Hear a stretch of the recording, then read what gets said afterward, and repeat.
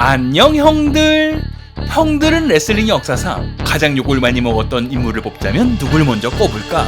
링 주위에서 갖은 굴욕과 모욕을 주었던 밀리언 달러맨, 현재도 링에 갖은 독소를 불고 있는 악역 매니저 폴 헤이먼, 아니면 링에 올라와 갖은 조를 치며 사라지는 브록 레스너.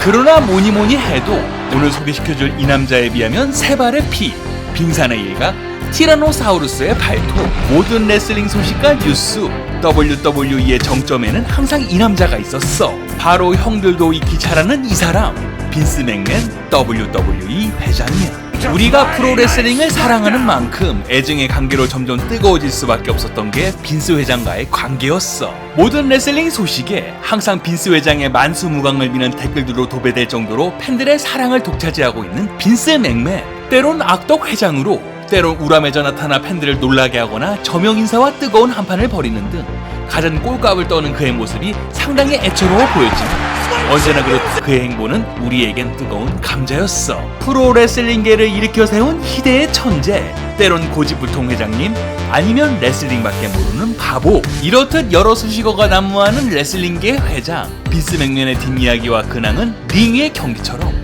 우리에겐 언제나 스펙타클하였어. 그래서 형들을 위해 준비했어. 오늘은 알다가도 모를 사람, 머나먼 당신 빈스 맥맨, 그리고 그의 전부인 WWE에 관한 이야기야. 1945년 8월 24일 노스캐롤라이나주 피네 허스트의 한 레슬링 가문에 태어난 소년.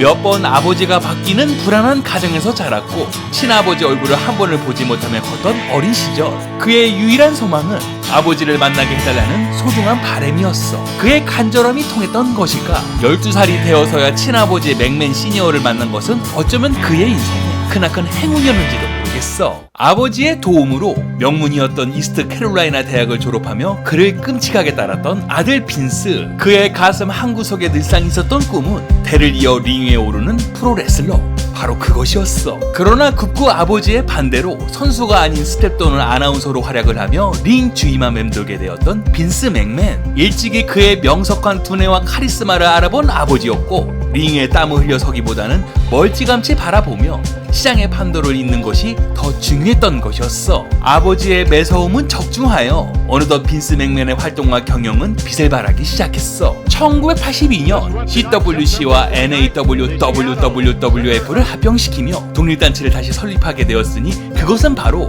월드 레슬링 페더레이션, 우리가 잘 아는 WWF, WWE가 탄생하는 순간이었어. 더 나아가 아버지의 반대에도 불구하고 이때 실제 상황같이 짜여져 있는 프로레슬링의 형태를 레슬러 간의 이야기를 덧붙이는 모습으로 점차 발전시켰어. 이윽고 이런 빈스 맥맨의 아이디어는 적중하여 이내 레슬링의 인기를 끌어올리며 단체의 위상을 드높이게 되었던 그때, 그토록 존경하며 따랐던 아버지 맥맨 시니어가 1984년 눈을 감으며 비통함을 감추지 못했던 빈스 맥맨이었어. 그의 유산인 WWF를 활성화시켜야 하는 책임감과 의무는 마치 빈스 자신을 집어삼킬 커다란 파도처럼 몰려오게 되었지. 현장에서의 진두지휘와 가끔 아나운서로 활약을 하는 등 WWF의 인기를 끌어올리려는 빈스 회장의 노력은 참으로 대단했어.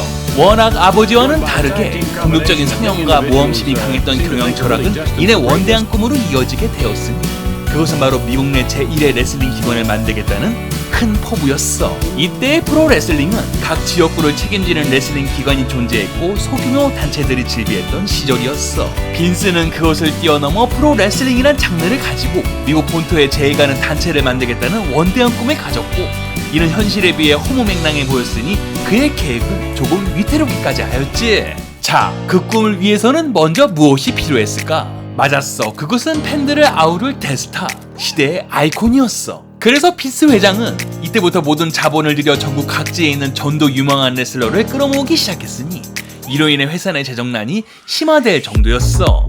이런 노력으로 1983년 마치 진흙에서 진주를 캐듯 한 남성을 만나게 되었고 빈스 회장은 마치 천하를 얻은 것 같았지. 그 사람은 바로 형들이 익히 잘 아는 헐크 호건이라는 레슬러였어. 빈스 회장은 그의 스타성을 꿰뚫어 보았고 그를 시대의 아이콘으로 만들기 위해 부단한 노력을 아끼지 않았으니 전 세계를 강타할 스타로 키워나가게 되었어. 그리고 더 나아가 쪼들이는 자금력에도 불구하고 이때 당시 미식 축구의 슈퍼볼과 같은 대회를 만든다는 비현실적인 꿈은 마치 주위 사람들에게는 시한폭탄처럼 들릴 수밖에 없었지. 주위 사람들의 비웃음을 사거나 회사 내 걱정과 근심이 끊이지 않았던 레슬매니아 프로젝트. 각종 팝 가수를 동원해 공격적인 마케팅, 어마어마한 홍보를 거듭하며 어느 단체도 할 수 없는 파격적인 행보를 보인 끝에 레슬매니아라는 잔치는 어느덧 코앞으로 다가오고 있었어. 1985년 3월 31일 사상 첫 레슬매니아가 열리는 이날, 한 단체의 존폐를 결정할 운명의 아침이 다가오고 있었어. 결과는 어떠했을까?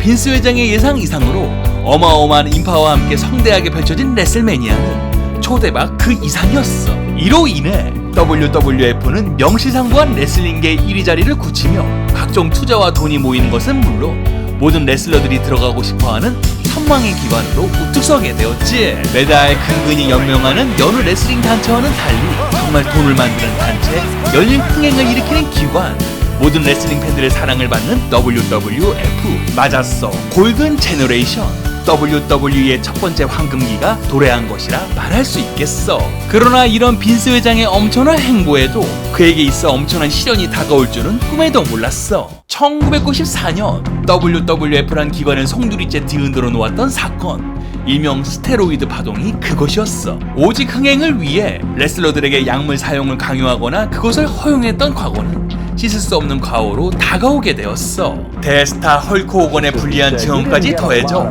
WWF가 문을 닫게 되는 초유의 사태가 벌어지게 되었으니 이 사태는 미국 전역을 흔들어 놓기에 충분했어. 빈스 회장이 감옥에 들어갈 것이라는 여론 뉴스와 더 나아가 투자자들에게 생명의 위압감을 느낄 정도로 갖은 암살설까지 연일 그의 얘기가 뉴스에 대서특필이 되며 인생 최대의 위기를 맞게 된 빈스 맥맨. 막대한 벌금과 함께 가까스로 징역살이를 면하게 되었지만 대중들이 레슬링을 보는 시야는 더욱 싸늘해져 가고 있었어. 가까스로 위기를 모면한 빈스 회장. 우람한 육체의 레슬링이 아닌 좀 더 기술적이고 체계적인 레슬링 문화를 공표하며 대중들에게 사죄하는 마음으로 뉴 제너레이션 시대를 열었지만 이제 빛을 보게 된 WWE의 황금기는 마치 기나긴 암흑기로 빠져드는 것만 같았지.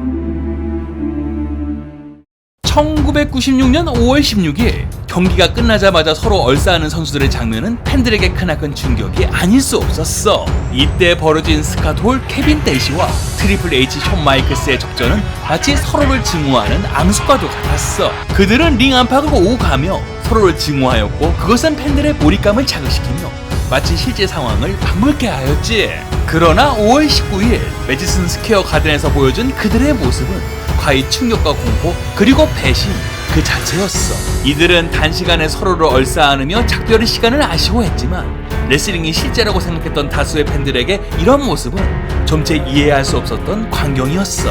레슬링이 실제라고 거듭 강조했던 유구한 역사 속에 팬들이 느꼈던 배신감은 일로 말할 수 없었고 이는 레슬링계를 송두리째 뒤흔들기에 충분했어. 자칫 WWF뿐만이 아닌 프로레슬링이란 장르의 존폐가 걸린 이 순간 빈스 회장은 자신의 사활을 건 인터뷰에 응하며 무거운 입을 열기 시작했어.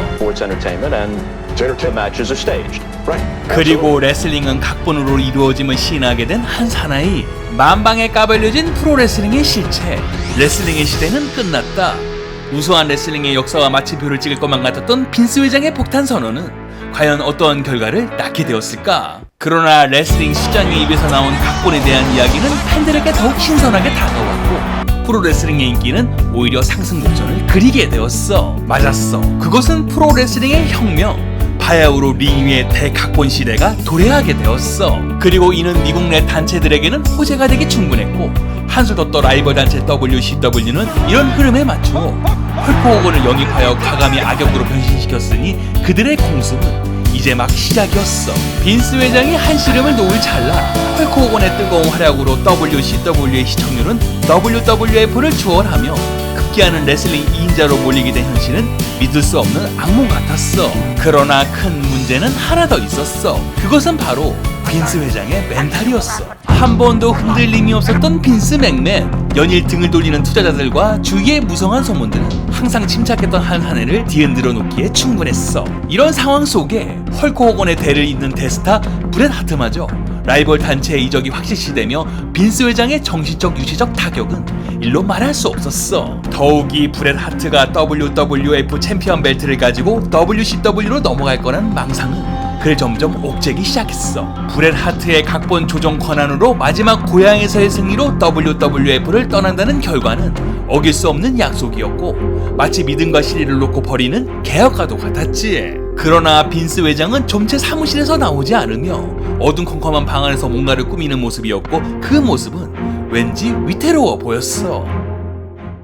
드디어 1997년 캐나다 몬트리올에서 열리는 WWE의 1년의 축제 서바이버 시리즈. 캐나다를 조롱하는 숀 마이클스의 위세는 더욱 대단하였고 그에 맞서 브렛 하트의 등장은 스타디움을 뜨거운 열기로 가득 채우기에 충분했어. 한치를 내다보지 못할 접전과 경험이 벌어지며 후반으로 돌입하게 된 희대의 경기. 그러나 경기 막판 예상으로 숀 마이클스의 샤코스터는 거셌고 갑작스러운 심판의 판정으로 끝나버린 경기는 어색하기 짝이 없었어. 맞았어. 브렛 하트와의 약속을 어기며 각본을 비틀어 고향에서 참혹한 패배를 안기는 모습은 레슬링 업계를 발칵 뒤집어 놓기에 충분했어.